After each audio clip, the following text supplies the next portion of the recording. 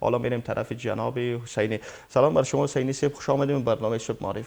بسم الله الرحمن الرحیم. به نام خداوند گسترده مهر مهرورز، با درود و صلوات بر حضرت خاتم الانبیا محمد مصطفی صلوات الله علیه، آل و اصحاب آن حضرت، عرض سلام و صبح بخیری داریم خدمت شما. علیکم السلام.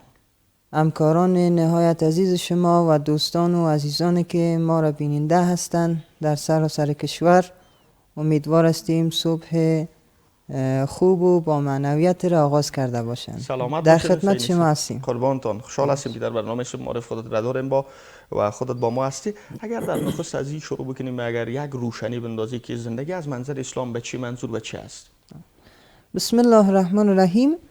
امو رقم که شما گفتین، ما امروز قرار روی قوانین و اصولی که اسلام در کتاب خود قرآن کریم برای زندگانی بشر و برای دستیابی به مو سعادتی که بشر به خاطر از مو خلق شده و اصطلاح برای ما و شما تعیین کرده و هدایت کرده، روی قوانین و مقررات ما قرار امروز صحبت بکنیم. اگر اجازه شما باشه من میخوایم، چون دوست دارم همیشه بحثای خود با یک مقدمه آغاز بکنیم، چون آموزگار هستیم ما دیگه. در مقدمه خدمت شما برس برسانیم که ما در قرآن کریم آیت داریم که چون ما اسلام دیگه است، نه باید از قرآن بشناسیم، درسته؟ بدون شک.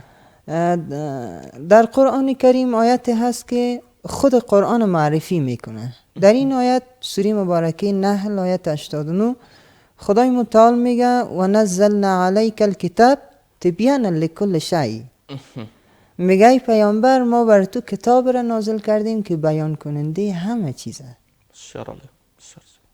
یعنی جامع هست و تا انتهای این دنیا را جوابگوی تمام نیازهای مادی و معنوی انسان ها هست. در تمام عرصه ها، در تمام به اصطلاح زمان ها جوابگو باید باشه به نیازهای بشری. تبیانا لکل شیء و هدی و رحمت و بشرا للمسلمین. در کنار از که قرآن بیان کننده همه چیزه، مرفع نیازهای مادی و معنوی بشریت، در کنار از چی است؟ هدی و رحمت و بشرا للمسلمین. هدایت است و رحمت است و بشارت بر مسلمان ها است. در این آیت شریفه چند نکته نهفته است. اولی که قرآنی که بیان کننده تمام نیازهای بشریت هست باید داره چند ویژگی باشه. اولا ای که باید جامع باشه که پیشتر هم عرض کردیم، و دوما که ای که باید تحریف ناپذیر باشه، یعنی برخلاف نظریه پردازای بشری که مثلا یک فرضیه را بیان میکنن بعد چند سال بعد دیگه باز یک فرضیه دیگه میه، ولی او را نفی میسازن. مثل که تا چند سال پیش میگفتن که به اصطلاح خورشید به دور زمین میچرخه، ولی رد شد این نظریه. حالا میاین میگن نه، زمین به دور خورشید میچرخه، در حالی که همین نظریه را قرآن کریم قرنها پیش گفته بود. خداوند کسی است که زمین گهواره آفریده. گهواره خاصیتش چیست؟ میچرخه دیگه. بله. لذا قرآن باید نظریاتی که داره، قوانینی که بیان میکنه باید ثابت باشه.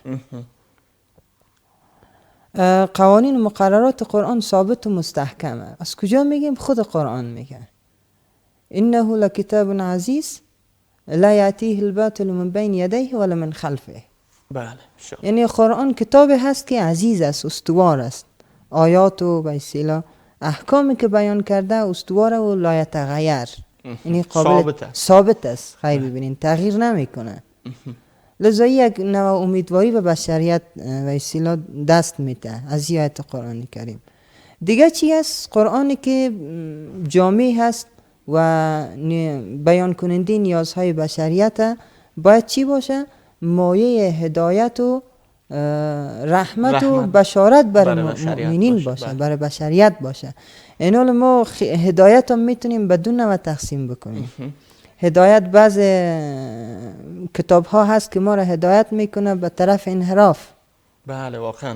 بله خب هر چیزم بخش مثبت و منفی خود داره. بله بله. ولی هدایت قرآن چی رقم است؟ هدایت هست که این هذا القرآن یهدی للتی هی اقوم. یعنی قرآن کتاب هست که به استوارترین راهی که فرجامش روشن است و فرجامش به سعادت ختم میشه. به همون هدفی که بشریت برش خلق شده به این هدف ختم میشه. لذا این هدایت قرآن و هم از تبیان لکل شی که بیان کننده همه چیزه.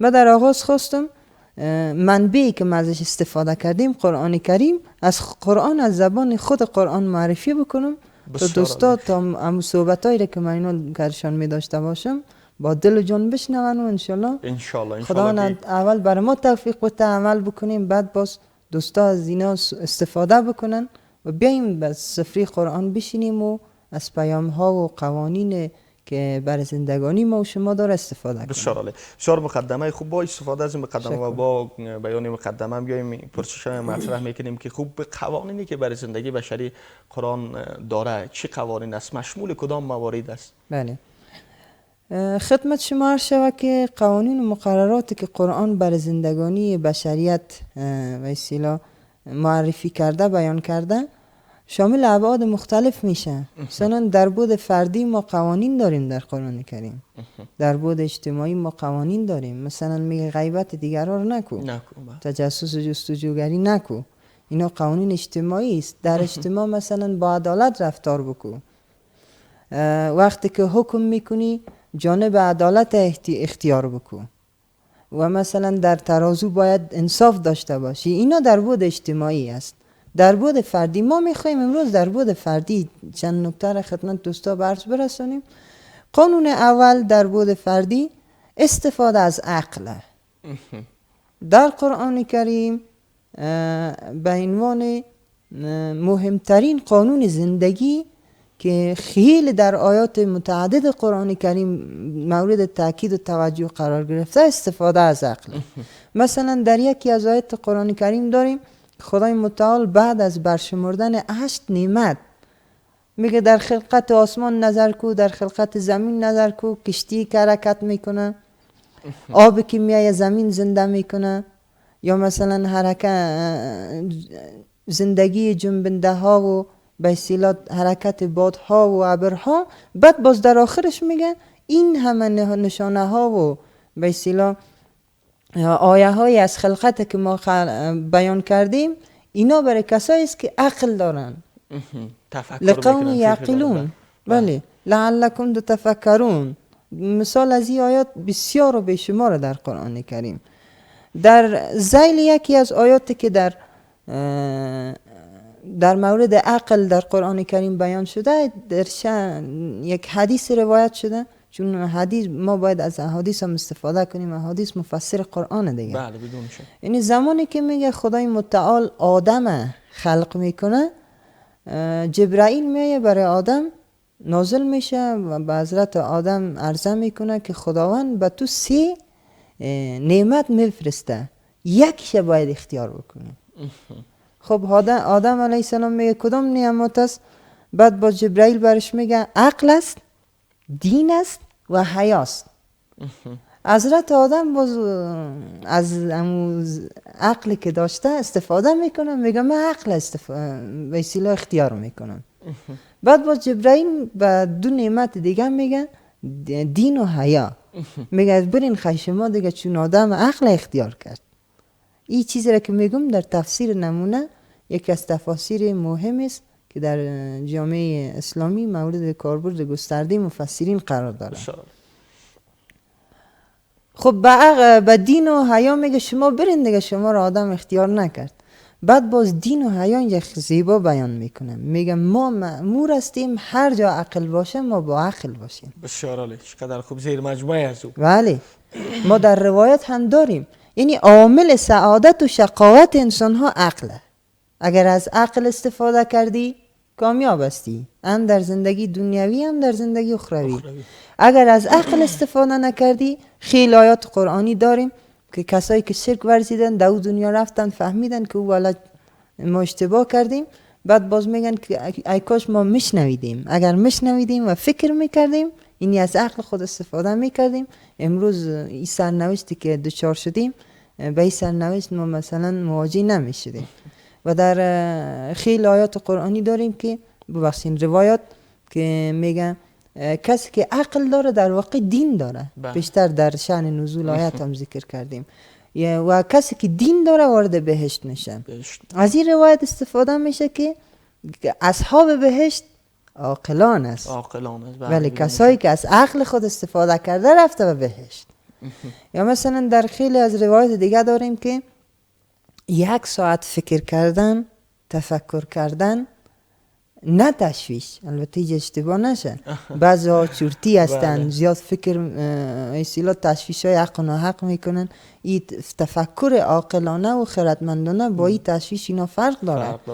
در کنار از این تفکر عقلمندانه و عاقلانه با نیرنگ و خدعه و فریب و اینا هم فرق داره.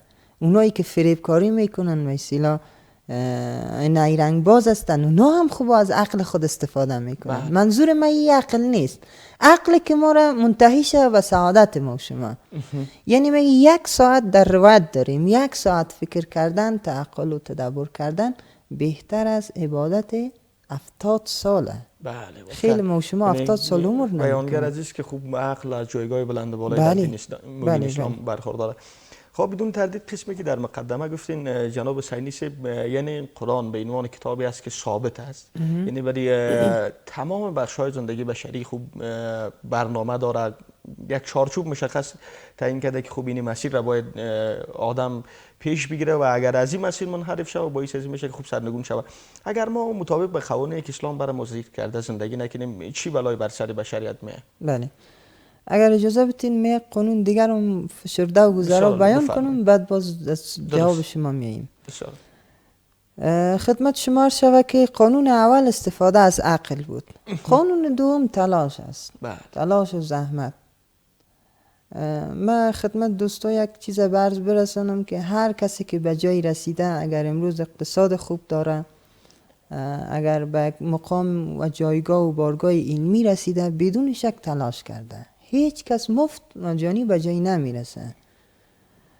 و این انگیزه را از خود دور کنیم که مثلا با حسادت کردن با دیگران، با بخیلی کردن و به اصطلاح تخریب دیگران ما به جایی نمیرسیم. این دنیا به اصطلاح وابسته به یک سلسله قوانین و اسباب مقرراته. کسایی که به جای رسیدن حتما از این ابزار استفاده کردن. این ابزار ما میتونیم به 2 دسته تقسیم کنیم: ابزار درونی، ابزار بیرونی. ابزار درونی که اونمو استعدادها و توانایی‌های ما و شما هست. ما ابتدا باید توانایی خود بشناسیم. مثلا ما شاگردایی داریم در مکاتب هستن، صنف 10 و 11 و 12 میشن، میگیم در کدام موضوع در کدام رشته استعداد داری تا هنوز نفهمیده.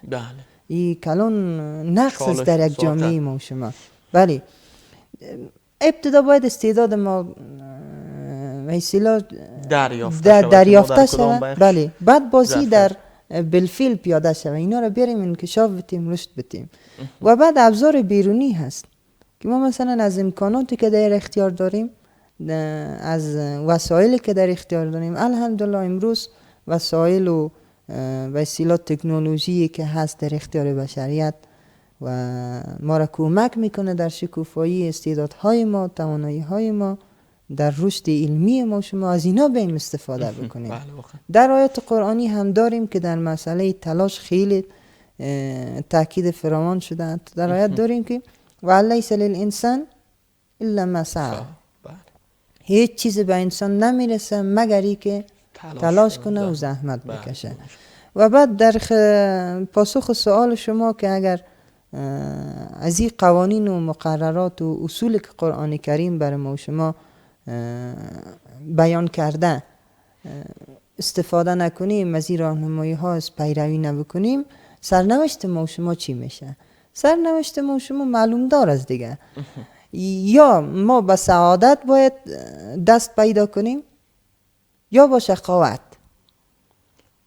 انسان خداوند تمام به اصطلاح راهنمایی های خدا، قوانین خدا با استفاده از انبیا، ارسال انبیا و انزال کتب آسمانی برای ما شما بیان کرده. و نفس و ما سواها فالهمها فجورها و تقواها. خدا میگه راه خیر و شر تا برات بیان کردیم. اختیار خودت که اختیار کدام با مسیر خودت. انتخاب میکنی. بله اختیار با خودت. اگر آمدی از آموزه های دینی و قرآنی استفاده کردی، از طبیعی سرنوشت ما به سعادت منتهی میشه، این سعادت ابدی.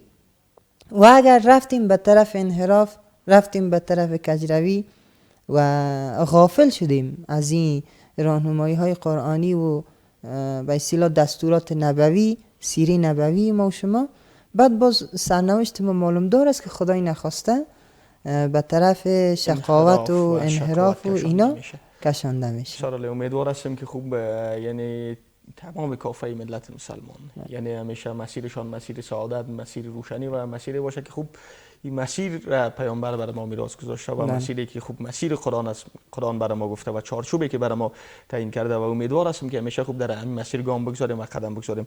ممنون از حضورت ابراهیم حسینی، کارشناس علوم قرآنی و حدیث.